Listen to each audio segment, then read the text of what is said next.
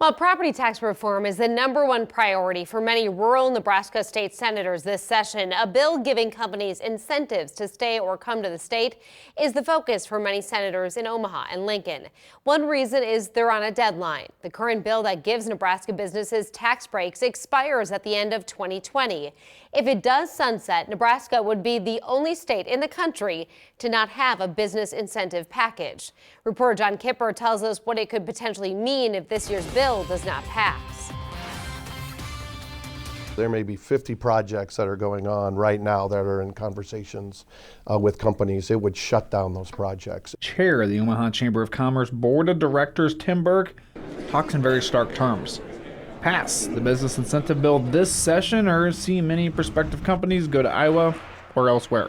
It'll just be another opportunity for them to kind of say, we're going to move them into a bucket where we're not interested any longer. The Imagine Nebraska Act would give tax breaks to businesses, mainly manufacturing, ag-related, or tech companies that have 10 or more employees and pay those employees well. One difference from the current law is a focus on retaining companies already here, hoping to convince a company like Charles Schwab that they can get tax breaks if they keep current TD Ameritrade employees in Omaha. So we maintain that employment, we maintain those jobs here in the state of Nebraska, which is pretty important.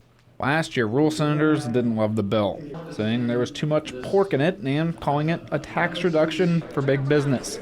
But now many of them are conditionally on board. One reason is because of adjustments, allowing rural companies that have fewer employees and pay a little less to still get rewarded like a big Omaha company would. We really are looking at building an incentive program that's responsible to our whole state. That made the bill more palatable to Tom Breezy, who represents one of the most rural districts in the state.